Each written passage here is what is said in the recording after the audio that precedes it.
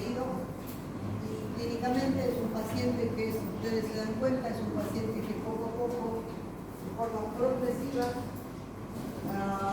ha ido desarrollando síntomas, signos de insuficiencia cardíaca.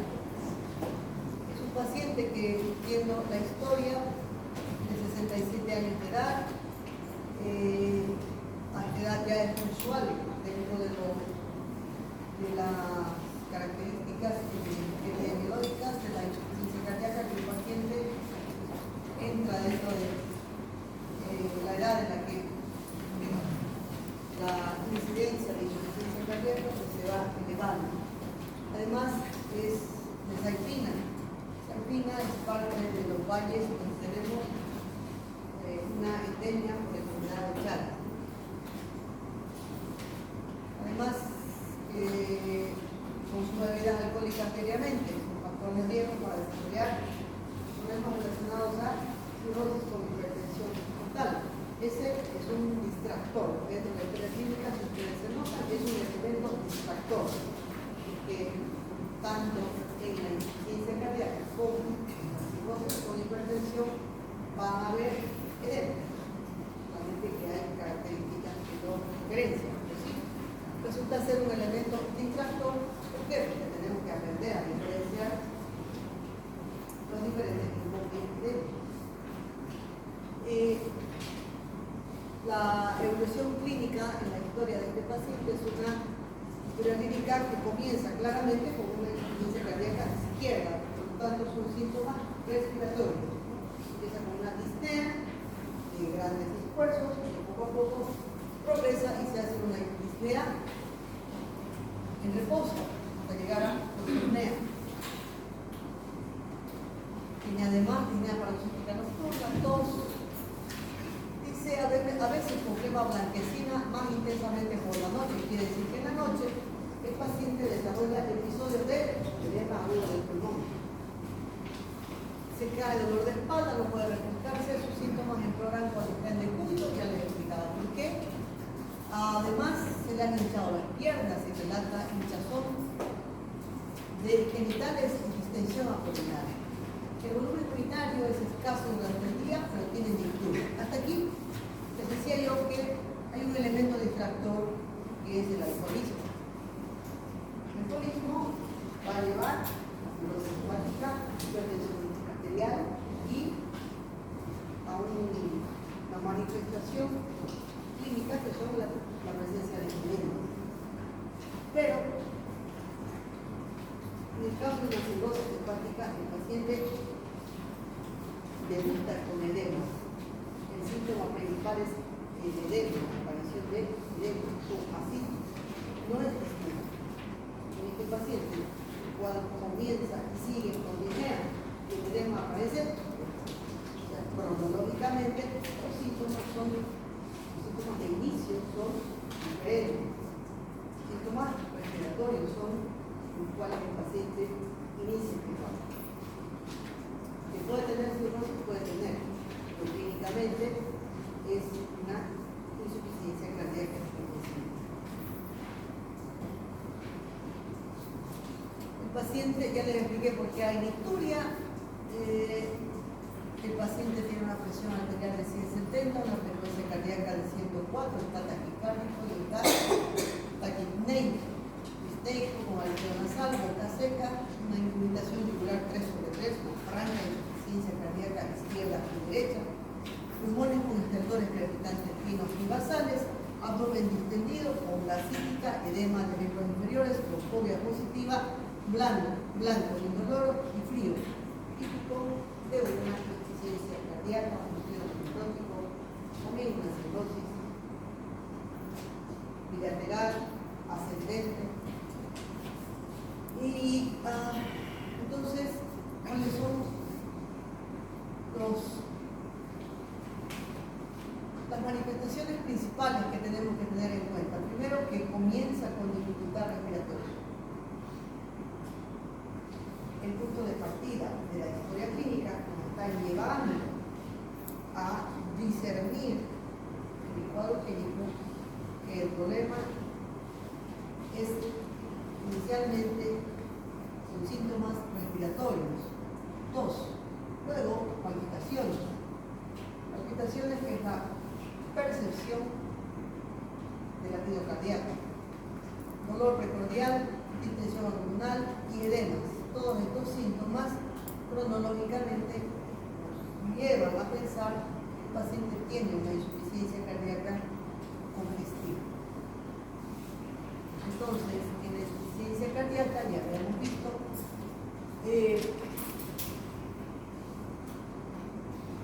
la mayor parte de los síntomas dependen de la acumulación de sangre por aumento de la presión capilar, en este caso pulmonar y luego sistémica, detrás de cada ventrículo que falla. Por eso que cuando hay falla ventricular izquierda, hay congestión pulmonar. Cuando hay falla ventricular derecha, hay congestión sistémica. Entonces, por eso dice acá que los síntomas van a depender de la acumulación de líquido por detrás del ventrículo que falla. En el ventrículo del izquierdo, entonces, habrá congestión pulmonar y en el ventrículo derecho habrá congestión sistémica. Cuando el paciente tiene síntomas de congestión pulmonar y sistémica, es que han fallado los dos ventrículos.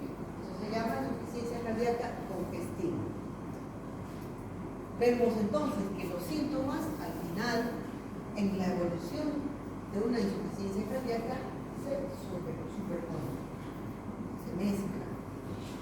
De todas maneras es importante recordar, importante, fundamental, un concepto que tiene que llevarse para toda la vida. El ventrículo que primero falla en más del 90% de las insuficiencias cardíacas es el izquierdo. Y el ventrículo derecho falla como consecuencia de la falla del ventrículo izquierdo. En la falla ventricular izquierda tenemos efectos retrógrados hacia los pulmones.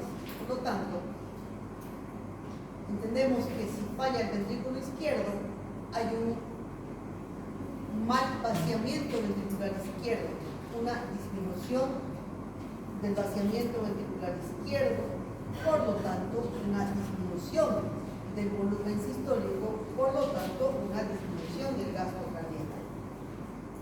Si disminuye el vaciamiento ventricular izquierdo, claramente va a aumentar el volumen y la presión al final de la diástole. El ventrículo no se va a contraer, no se va a vaciar completamente en cada sístole. Por lo tanto, se agrega el volumen que le llega de la aurícula izquierda y aumenta el volumen y la presión en la aurícula izquierda, es decir, efecto retrógrado. Esto aumenta el volumen en venas y capilares pulmonares, o sea, efecto retrógrado.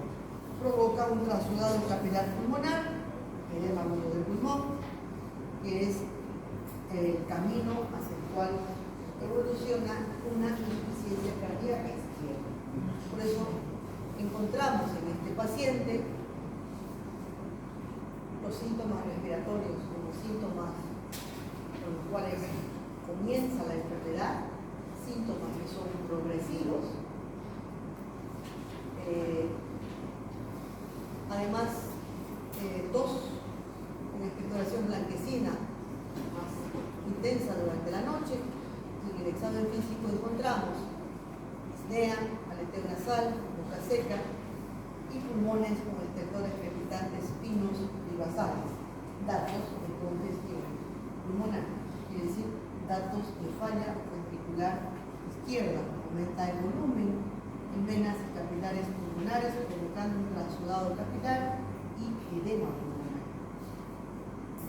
Las causas que llevan a falla ventricular izquierda, algunas, las más frecuentes, la hipertensión arterial, la cardiopatía isquémica con o sin infarto agudo de miocardio, enfermedades vasculares, como por ejemplo una estenosis o insuficiencia aórtica, una estenosis o insuficiencia mitral y cualquier cardiomiopatía o miocardiopatía.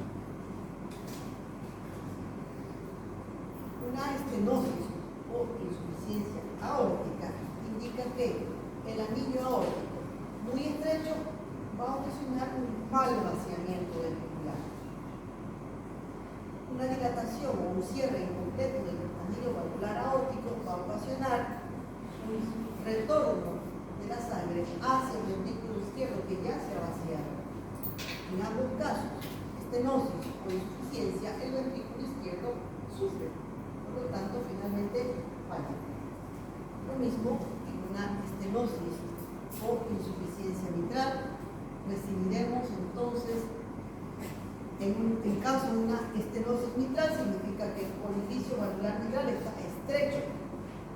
El vaciamiento de la aurícula hacia el ventrículo va a ser menor, lento, disminuido, por lo tanto el llenado ventricular va a ser escaso y la sístole ventricular será pobre, un volumen sistólico bajo.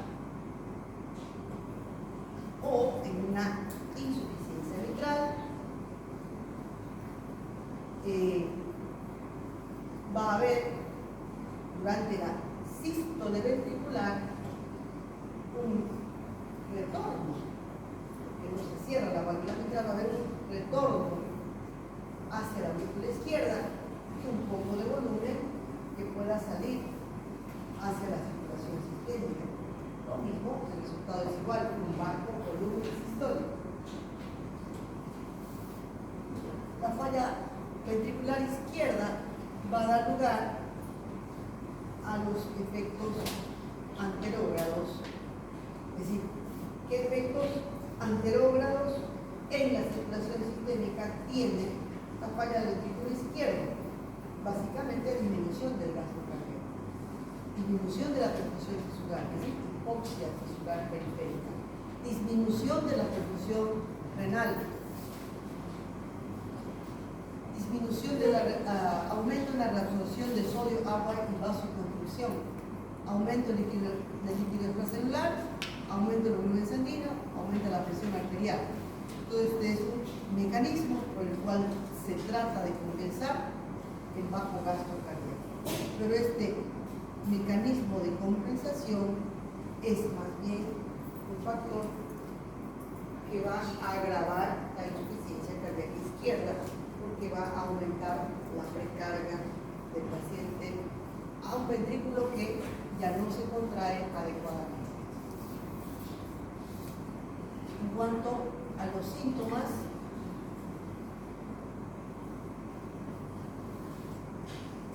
por insuficiencia cardíaca izquierda son básicamente respiratorios, ¿no? Disnea de esfuerzo, disnea de reposo, ortopnea, disnea parasútica nocturna, respiración estertorosa, pueden haber sibilancias por ocupación de la luz de los bronquios, tos, edema agudo del pulmón, fatiga, se refiere a fatiga articular, estamos diciendo que hay una mala perfusión tisular, micturia por acumulación de líquido intravascular o reabsorción nocturna durante la noche, durante el reposo más bien, y dolor torácico. Ese dolor torácico puede ser por isquemia, por cardiomegalia o simplemente por la sensación de la misma disnea que el paciente tiene. En el examen físico de la insuficiencia cardíaca izquierda vamos a encontrar estertores. Este es un dato muy importante. Y estos estertores son basales y laterales ascendentes. Mientras más grave la insuficiencia cardíaca, más alto el nivel donde vamos a escuchar estertores. A veces, ese traslado intersticial que produce el aumento de la presión capilar pulmonar llega a producir una gran acumulación de líquido que se manifiesta por derrame cerebral. Entonces puede haber estertores, podemos encontrar también un síndrome de derrame pleural. Hay desplazamiento y prolongación del choque de punta, tercer ruido cardíaco, cuarto ruido cardíaco y datos de hipoperfusión con vasoconstricción por acción de la noradrenalina, palidez por vasoconstricción, frío por vasoconstricción y piel húmeda por aumento de por diaforesis, por acción de estas neurotransmisores adrenalina y noradrenalina.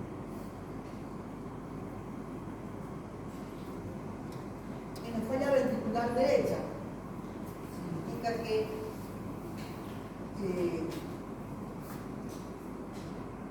en la mayoría de los casos ha fallado el ventrículo izquierdo, aumenta la presión capilar pulmonar y aumenta la resistencia que tiene el flujo pulmonar para el vaciamiento del ventrículo derecho. Por lo tanto, el ventrículo derecho tiene que contraerse con más fuerza. Sin embargo, ese aumento de trabajo al ventrículo derecho hace que fracase en corto plazo y disminuya el volumen de vaciado sistólico del ventrículo derecho. En la falla ventricular derecha tenemos efectos retrógrados. Estos efectos retrógrados van a ser fisiopatológicamente disminución del ventrículo, disminución del vaciamiento del ventrículo derecho. Esto ocasiona aumento del volumen y la presión al final de la diástole del ventrículo derecho. Esto ocasiona aumento del volumen y presión en la aurícula derecha y las grandes venas. Todo es retrógrado, lo que ocasiona aumento de volumen en la circulación venosa, órganos distensibles como el vaso, el hígado, que da lugar a una hepatosplenomegalia, y también aumento de la presión capilar, edemas, y también secundario a la mayor circulación venosa, esplácnica, ascitis. En estas circunstancias se desarrolla entonces la manifestación más importante de una falla ventricular derecha, que es la presencia y desarrollo de edema. El edema es siempre de miembros inferiores y es ascendente, bilateral. En cuanto a los efectos anterógrados, la disminución del vaciamiento del ventrículo derecho disminuye el volumen ventricular derecho que va de la sangre que va a ser enviada para que se oxigenen los pulmones. Esto ocasiona que haya un retorno disminuido a la aurícula izquierda. Por supuesto, si el ventrículo derecho manda poca sangre, la aurícula izquierda va a recibir poca sangre. Por lo tanto, aquí hay una disminución del gasto cardíaco, hay una disminución de la oferta de sangre del ventrículo derecho a la aurícula izquierda y al ventrículo izquierdo. Por lo tanto, ya empezamos a ver los efectos anterógrados de una insuficiencia cardíaca izquierda que va a dar lugar a una expansión del volumen sanguíneo por hipoxia periférica y aumento de la resistencia vascular sistémica. Aquí vemos en esta gráfica vemos primero un aumento de la poscarga y un aumento de la precarga. En ambos casos, el aumento de la poscarga hace que el ventrículo izquierdo tenga otro factor más que hace que falle, y el aumento de la precarga hace que el ventrículo izquierdo, que está insuficiente, reciba una mayor carga, la cual por la ley de Franklin-Starling y fracasa, no puede manejar, dando lugar a una mayor acumulación pulmonar de líquido y al mismo tiempo provoca una mayor falla del ventrículo derecho.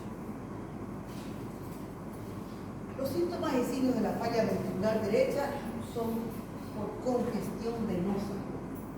Entonces vamos a tener indumentación yugular, como hay hepatomegalia y hay aumento, hay congestión venosa, cuando el paciente inspira y uno palpa comprimiendo de manera cefálica el hígado hacia arriba, cefálica, se produce el reflujo o reflejo hepatoyugular. O sea, cada vez que el paciente inspira, nosotros comprimimos hacia arriba, se ingurgita más la yugular. Ese es el reflujo hepatoyugular o reflejo hepatoyugular. Hepatosplenomegalia y ascitis, disfunción hepática e ictericia por congestión crónica. Edema vespertino significa en la tarde, es decir, amanece sin edema o con un poquito de edema y durante el día va aumentando el edema. Anasarca, que es el edema generalizado, y como hay ascitis, hay aumento en la circulación esplácnica, hay hepatomegalia, hay esplenomegalia, el paciente normalmente se siente pleno, por lo tanto hay anorexia, hay náuseas y tendencia al vómito, además de dolor abdominal con distensión visceral. Por eso aquí en la historia clínica el paciente se quejaba de fatiga.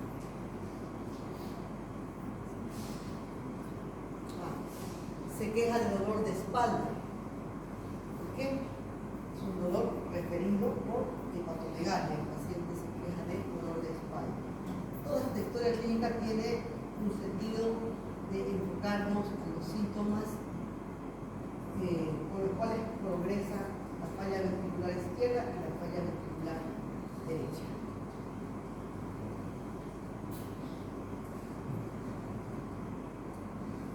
Entonces, en esas circunstancias tenemos un paciente con falla ventricular izquierda y falla ventricular derecha. Eso se llama insuficiencia cardíaca congestiva. Le han fallado los dos ventrículos. Y en la insuficiencia cardíaca vamos a tener síntomas de falla ventricular izquierda y de falla ventricular derecha. Los síntomas y signos de falla ventricular izquierda son porque el ventrículo tiene un bajo gasto cardíaco. Por lo tanto, los síntomas son de bajo volumen minuto. Es decir, va a haber bajo volumen sanguíneo en la mayoría de los órganos. Y cada uno va a manifestar esa hipoxia, ese bajo volumen, empezando por los riñones, que es donde más rápidamente se detecta el bajo volumen. Va a haber retención de agua y sal por acción de la reninalgenina aldosterona, pero además va a haber acumulación de azoados porque hay una baja filtración muscular y hay una retención de productos que debieran ser eliminados normalmente con un volumen de diuresis normal. Va a haber retención de productos azoados, como dice aquí, azoemia o azotemia. El paciente retiene líquido y al retener líquido en el espacio intersticial, también en el espacio intravascular, provocando disminución en la disminución relativa de la concentración de sodio, es decir, una dilución de la concentración de sodio sanguíneo por aumento en el volumen intravascular. Por lo tanto, hay una hiponatremia dilucional. Disminución de la expresión de fármacos, por supuesto, hay una disminución en la filtración glomerular. A nivel musculoesquelético, el bajo volumen sanguíneo provoca fatiga, astenia. En la piel fría, cianótica, extremidades sudorosas. A nivel de cerebro, hay inversión de sueño, respiración de stop, confusión, estupor, cuando el volumen minuto llega a ser extremadamente bajo, y es la forma en que el paciente con insuficiencia cardíaca congestiva fallece en coma por hipoxia cerebral. A nivel intestinal, saciedad prematura y molestias postprandiales y hemorragia fácil. En el hígado, la congestión crónica, hepatomegalia, que puede llevar a necrosis de los hepatocitos, ictericia e insuficiencia hepática. Síntomas por bajo volumen minuto y otros síntomas por falla de ventrículo derecho, es decir, síntomas congestivos. Los los síntomas por falla congestiva, por alteraciones congestivas, se van a manifestar en la falla ventricular izquierda a nivel pulmonar y por falla ventricular derecha a nivel sistémico. Entonces, en los pulmones vamos a tener disnea, ortopnea, disnea paroxística nocturna, taquipnea, edema agudo de pulmón, estertores, derrame pleural, hipoxemia, que se manifiesta también en grados avanzados por cianosis. Congestión venosa por falla ventricular derecha, ingurgitación yugular, en la piel vamos a encontrar edema blando, fobia positivo, en el hígado, hepatomegalia, dolor, asitis, esplenomegalia, a nivel de riñón, proteinuria, hipoalbuminemia, asitis como consecuencia de la proteinuria y la hipoalbuminemia, a nivel intestinal, la congestión y el edema de la mucosa intestinal provoca mala absorción, anorexia, plenitud constante y a nivel musculoesquelético, fatiga. Como decíamos al inicio, los síntomas de insuficiencia cardíaca izquierda y derecha se superponen y hacen en todo este cuadro clínico muy típico de una insuficiencia cardíaca congestiva. Si uno ve esta radiografía de tórax, ve un corazón que está fuera de lo que en imagen conocemos del corazón. Aquí vemos un corazón agrandado, dilatado, que ocupa prácticamente los 2/3 de la cavidad torácica. Podemos decir que hay una cardiomegalia. Y aquí este paciente seguramente tiene signos de insuficiencia cardíaca congestiva, porque el corazón está como una bolsa. Podemos imaginarnos que aquí ya no hay ley de Rayleigh-Stahlin, seguramente habrá contracción de miocitos muy esporádica, con muy poca fuerza y por lo tanto bajo volumen sistólico, tanto del ventrículo derecho, izquierdo como del ventrículo derecho. Aquí en esta radiografía podemos ver un área cardíaca que está de tamaño diferente a la otra imagen, donde la cardiomegalia es global. Aquí, bueno, esta es una forma bastante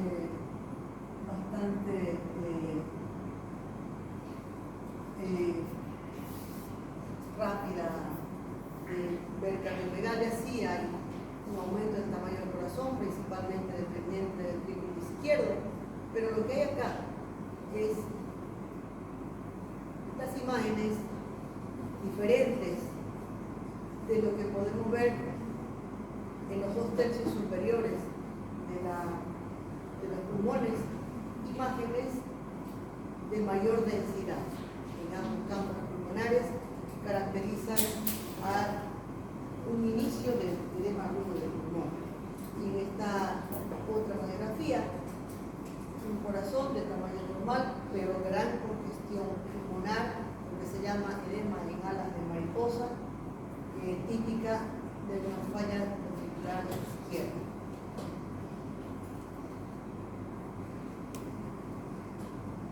La ingurgitación yugular, que ya les había mostrado.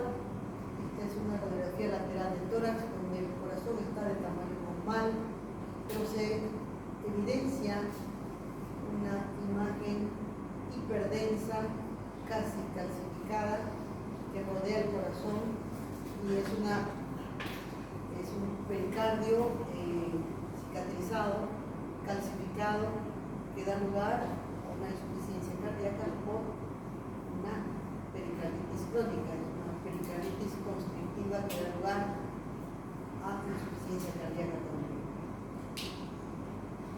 Los edemas muy típicos de la insuficiencia cardíaca congestiva, que siempre comienzan por los pies y siempre son ascendentes, blando y dolor, con fobia positiva. Esa es fobia. Y la citis, que puede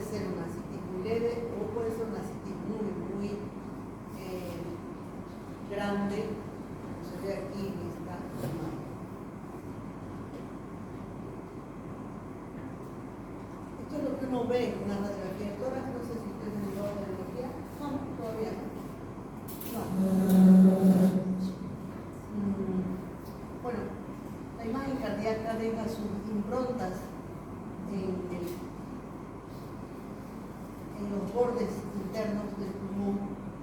Y cuando uno ve una radiografía, tiene que saber que, bueno, están los campos pulmonares, pero tiene que ver que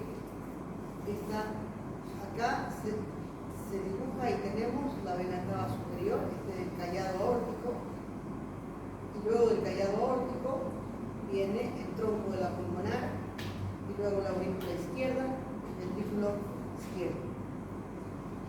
Acá tenemos la aurícula derecha y el ventrículo derecho separados. Acá los diafragmas, los ángulos cocofrénicos y cocodiafragmáticos que siempre tenemos que verlos buscando derrame.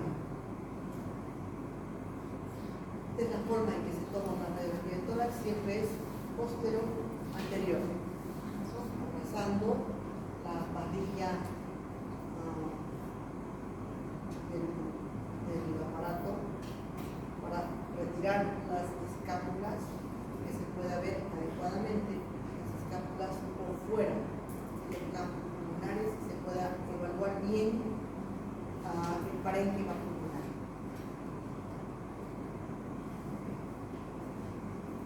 Aquí los vemos. Ya lo ocultan en el espacio supraorbital. ¿Tienen alguna pregunta? ¿Entienden lo que les hablo?